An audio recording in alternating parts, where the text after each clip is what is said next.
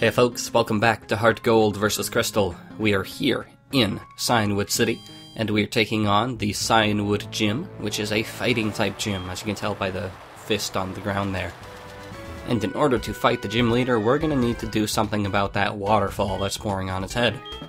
So we'll need to get up to the top and do magical things about that. Now, I happen to like this gym. Its puzzle is basically non-existent, but it has a pretty nice diversity of Pokemon, even though they're all fighting type and all fit the theme. And I think they are actually all pure fighting type, except for one of the gym leader's Pokemon. So, but, I mean, it stands in contrast to Morty's gym, which is just the pinnacle of lazy, and not interesting. Here we have Hitmonlee, which is one of the two original Hitmon brothers, so to speak. Focuses more on physical attack than defense, which its counterpart focuses on. It's neat. It's cool. Also kind of terrifying. Anyway, the puzzle in the gym is basically fight all the trainers in order to gain access to that pulley system up there. And yeah, basically, depending on when and where you enter the gym and whether you attract the trainer's attention, have them walk up to you, you'll have to use different stairways, or even the same stairways, but approach it from the different side. Amazing. Anyway, Hitmonchan here, he can be a little more tricky. Even though he's not as offensively oriented, he can have Thunder Punch, Fire Punch, Ice Punch, and other things like that. So he'll do super effective things to your various Pokemon, like he did to Klaus there. Now, of course, I would be remiss not to mention that Hitmonchan and Hitmonlee are based on two of the sexiest men ever to exist, Jackie Chan and Bruce Lee. And that's... Unfortunately, they didn't carry out the naming tradition into the other members of Hitmon Clan. See what I did there? Hitmon Clan. But it's cool nonetheless. I think it's one of those nice naming schemes, even though it kind of breaks the illusion of separating the Pokemon world from the real world. I don't know, it's neat. Anyway, Sanja can take care of that guy there. And those are the two most interesting Pokemon, at least for the gym trainers. Other ones have, like, Mankey and Machop and other boring things like that. But every trainer has a different theme. Anyway, this guy, actually, I'm pretty sure is completely optional to fight. But I fought him anyway. And then the idea is to walk over here and climb up those stairs and do this winch. Not so much a pulley system, so much as a winch gear system. I apologize for my lack of engineering knowledge. Now, if you were to exit and re-enter the gym, you would have to go from the other side. Not too complex. But anyway, that lifts up the waterfall, so the water no longer falls on Chuck's head. And we are now in prime condition to fight him.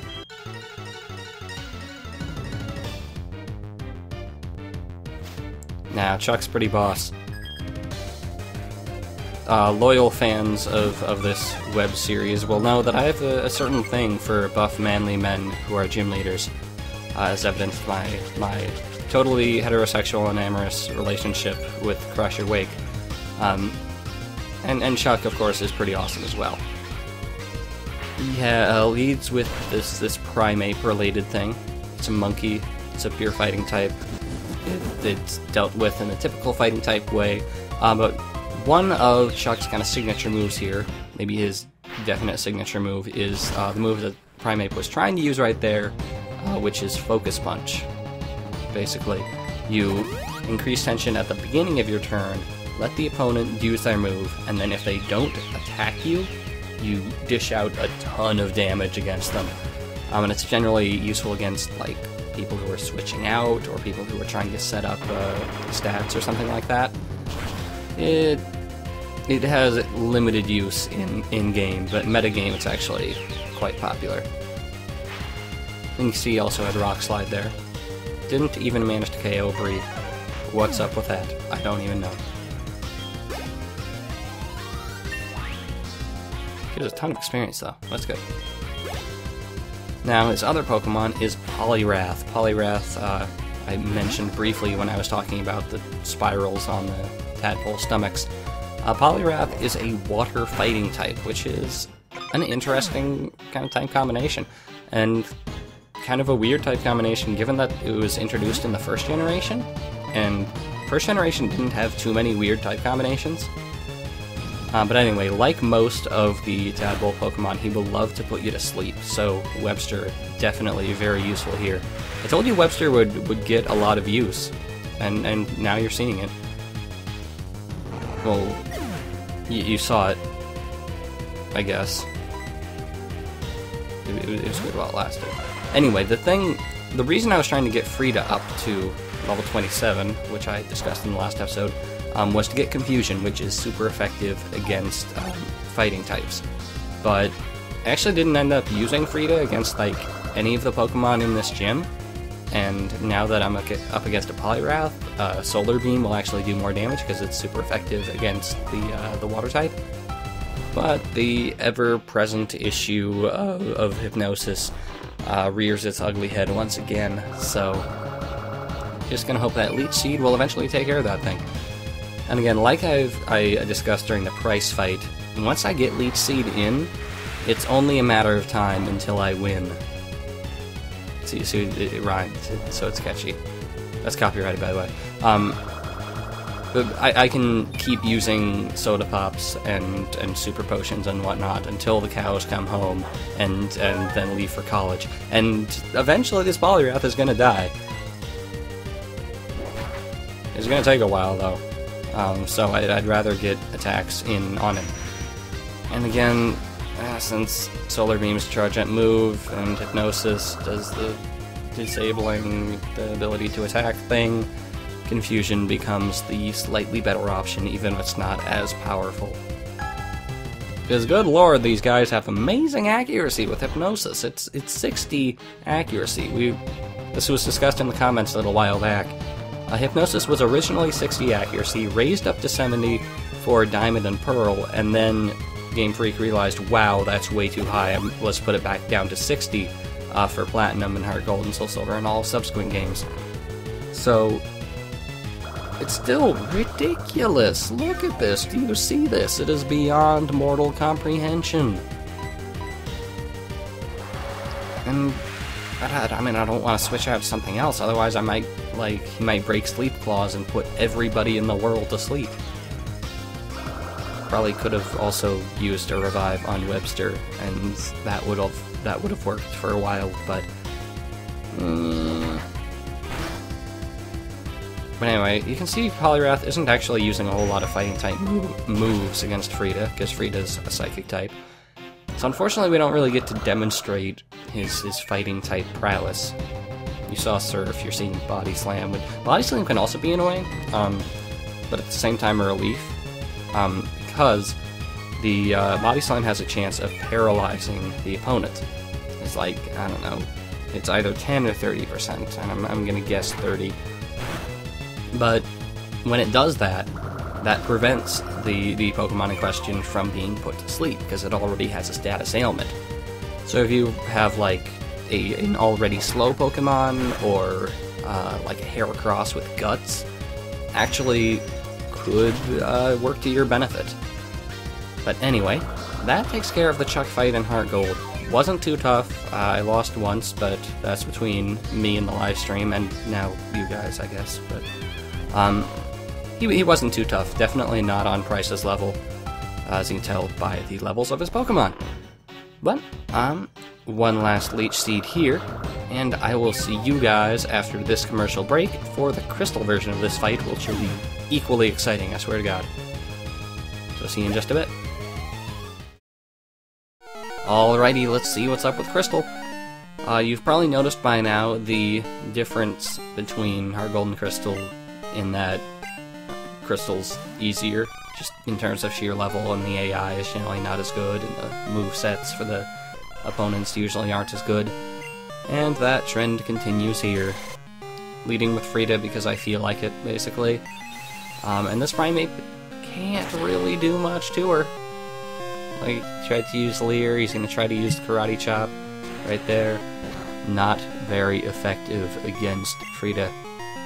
And then, basically Primate has nothing to write home about, in this version. At least in HeartGold he had Rock Slide, so that would, sully your attempts to use a flying type against this gym, which would also work most of the time.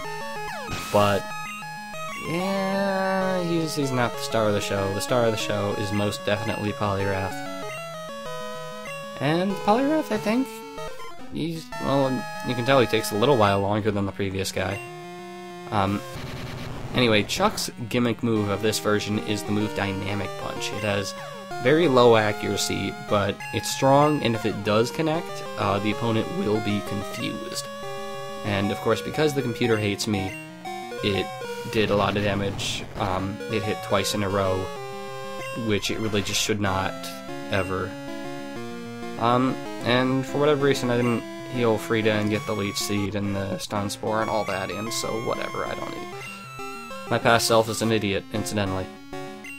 Now, the way he'll usually take care of things is using that Mind Reader move, which automatically makes the next move directly connect and definitely hit. So you can do that with a move like Guillotine or something like that, or Hypnosis in this case, so you can hypnotize a Pokemon that's underground. Generally, you'll do it to boost the power or the accuracy of low accuracy moves, which apparently Poliwrath really likes. And here you can see, Webster's asleep.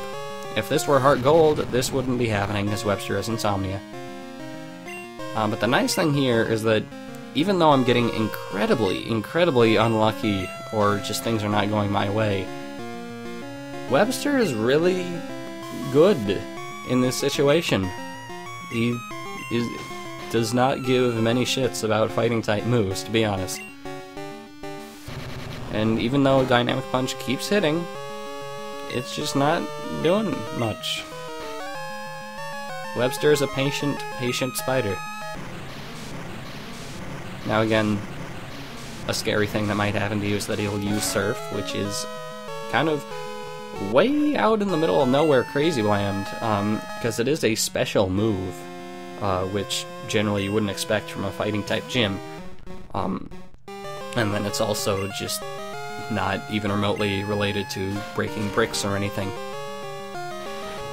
Anyway, finally getting in some damage here. Keep using Mind Reader. Really, Frida would have been a lot better to use against this guy. Definitely should have gone for the Leech Seed, just saying. Past self, you're dumb. In case you weren't aware. Finally cuts me a break with Hypnosis missing. And I don't know why he was using an unmind-readered Hypnosis, but whatever. Let's roll with it. Surf is also, like, apparently is one move that can actually hit without the aid of Mind Reader, since it has 100 accuracy. So, be on the watch out for that. But, amazingly, unexpectedly, Klaus is the one to clinch the ending. I was surprised. I did not expect that at all. Anyway, speaking of low accuracy moves, there's Guillotine. It's a one-hit KO move. I don't use them low accuracy. Very low accuracy. I have a vendetta against low accuracy moves, basically, as you may know. But anyway, that takes care of Chuck and Crystal. Not the fight I expected, but still not too tough. Anyway, he will give you the Storm badge, because fists are a storm, somehow. And that lets you fly to things, but we don't have the Fly HM yet. Mysterious. He'll also give you the TM for either Focus Punch or Dynamic Punch, depending on the version. I never use either of them because either accuracy or the whole, like, focusing thing. And this lady gives you a useful move. She gives you Fly, and we'll make good use of that in the next episode, so I will see you guys next time.